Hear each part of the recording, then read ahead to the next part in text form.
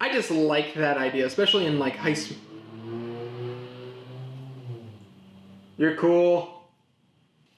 Hello and welcome back to Tabletop Archives, where I just do some world building and various other things. Today we're not actually going to be world building because I decided not to. Instead we're going to be looking at a homebrew idea I had for a heist campaign I recently ran. You know, with the amount of free time going around, I figured it'd be fun to just do a temporary campaign. Granted, it only lasted one session, but I mean, that's D&D, right? But I still figured I would show you guys the fun process I went about just doing character creation for that campaign. So, a heist is pretty simple. If you've seen Ocean's 11, Baby Driver, any other heist movie, you will know that heists tend to be about a group of ragtag people with specific abilities getting together and then getting a job done. And then hijinks ensue. Which, I mean, that's basically D&D, right? You have a bunch of people, really good at stuff, get together, perform a task, and fail spectacularly, yet somehow get away with it. So I figured, you know, this would be a good way to play it. Also because I had a poll, and everyone wanted to play D&D, but I wanted to do a heist campaign, so this was a compromise. Well, in D&D, there's many different ways you can do a heist. You could just do it normally, everyone makes characters the same way, and you just have them steal something.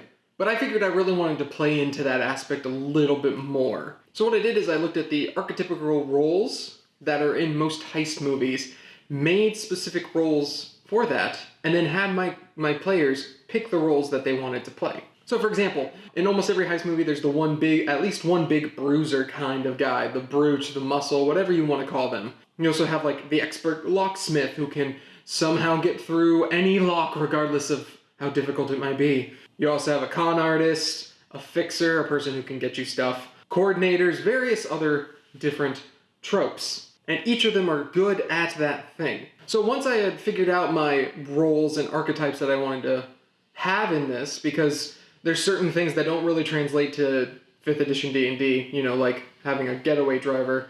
So I had them split up into various different roles. And I told them that not every role needed to be fulfilled, that there could be certain ones that were left out. I also made sure that there weren't enough roles to where everyone felt like they had to have two. I did make sure that there were certain roles that were taken no matter what, because what's a heist movie without a lockpick or a burglar? It's a sad movie, that's what it is. Once I laid out my roles, I just told the guys what they did. So just a quick layout of the different roles I gave my players. There's the brute, the scout, a burglar, a locksmith, the arcanist, the con artist or the con, the insider, the fixer, and then finally, the coordinator. Now normally there's other tropes such as the mastermind and various other things, but for the sake of it, I just kept it to these ones. I had an NPC play the mastermind, the one who got them all together to perform this heist. So once they had picked their role or roles, they started to think about the classes. Surprisingly, most of them chose rogues because, yeah, it's a heist, I'm not surprised by that one. So I started them off at 5th level. I gave all of them a few normal things, but depending on the role they started off with, also determined what extra things they might have gotten outside of their background in class.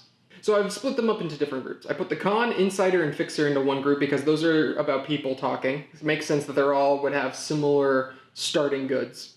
I put the burglar, the locksmith, and the arcanist next in the same category because they're also about, you know, just dealing with the various traps that go on, getting in, getting out. They all have a similar feel. The brute and the scout I put together just because either of them didn't really fit with the coordinator, so it just made more sense to put them in their own category. And then the coordinator got its own category because they're kind of special, and we'll get into that in a minute.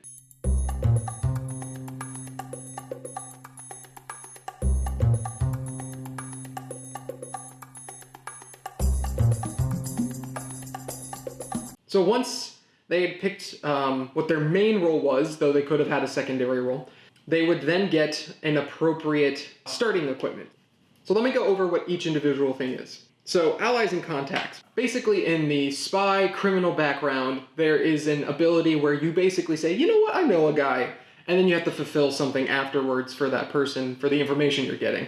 Well, I figured, what if I just took that ability and just gave it to everybody?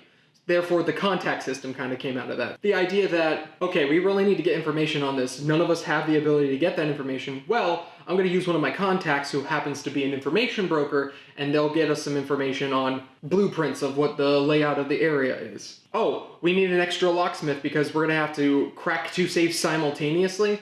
Well, I have a contact that's also a locksmith. Hey, we don't have a single scout in our party. Let's get a contact that's a scout to just scope out the area and see if there's anything that's of use. Extra gold is pretty simple. It's extra gold.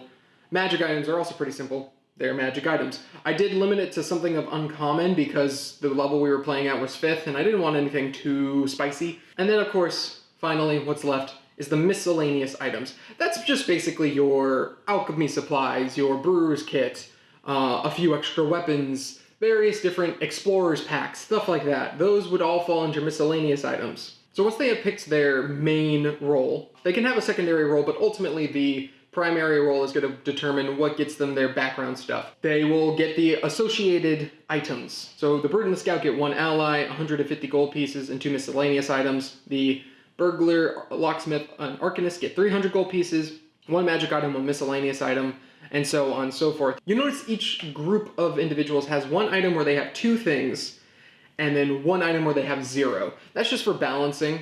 I just figured it's nice to be like, yeah, you know what? It's cool that the coordinator gets 2 magic items, but they don't get any extra money. So how are you going to justify that? So, you know, it's a nice restriction to make them have to think about their actions and stuff like that. I also then decided that they could roll a d100, depending on whatever their main primary role is, and dependent on the outcome of the roll would determine what additional benefit they would get. If you can see, I don't know if you can, there's some X's, some stars, and some pluses. That's basically just to let you know the probability of them getting it. So if it's a plus, it's a 25% probability. The stars are a 30%, and the X's are a 20%. So it's still possible that you can get all 4 categories, but you would have to roll really well in order to do so. It's more likely you're going to get one of the extra benefits, which is fine. So that's just their starting equipment. I also decided to do something a little bit extra fun. Knowing that this would either be a temporary campaign or a one-shot, I did think level 5 would be a good place to start, as a lot of good campaigns do. But I also liked the idea that they might have been different levels. I just like the idea that in heist movies, you do have everyone who's like the master of their own little field, but like there's clearly some people who are better than others. So I wanted to like translate that to D&D. Just having them all start at a specific level or randomly rolling for it wasn't as fun. So what I had decided instead was they could get extra levels, depending on how good they did in previous heists. I basically came up with this level up creation system. So the basic idea is that once they reach level 5, they become well known enough that they start to go on missions. And depending on how good the mission goes, they could probably get better at their skill from it. And depending on how bad the mission goes, consequences come out. So here's what I basically did. I divided each of the roles into a skill check, dependent on what the role was. So for the Brute, it's an athletics skill. That kind of makes sense. Burglars are stealth. They would then have to roll that, the DC being 10 plus whatever their current level was. If they rolled equal to the DC or higher, they got to level up. If they didn't, they get a consequence. They do get worse the later levels you are, but at that point, you're pretty good at your skills, so it should be a more high-risk, high-reward type thing. Some of the consequences can include something as simple as just losing some money. You know, you get arrested, you put a lot of money into the heist yourself and it didn't pay out. You could lose a contact, they get arrested, maybe you burned a bridge by completing this task and now they never want to work with you again. They get an injury. Now that's split into 2 categories, the major and the minor. Minor injuries are usually more cosmetic, nothing too serious, more like a, yep, this wound reminds me of my failure kind of a situation. Major injuries, those are pretty bad. For the most part, it can be anything from, well, your eye got stabbed pretty hard, you have a -1 to your perception checks, to you lost an arm. Like a whole arm. So they could lose some gold, they can gain some injuries, lose some contacts, stuff like that. However, if you're at level 10 and you fail, there's a really special consequence that's possible.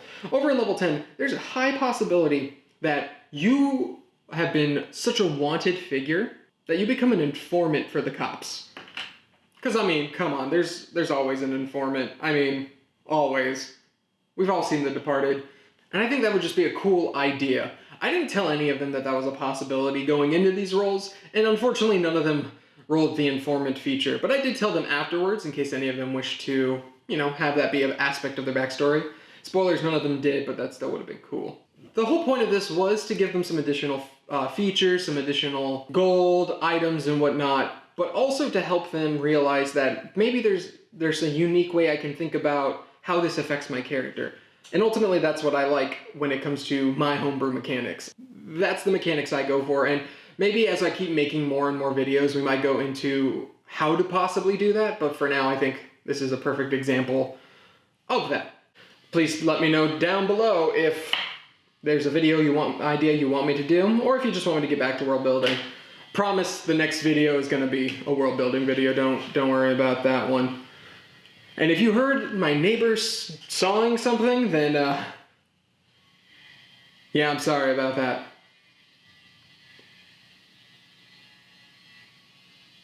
Thanks, man.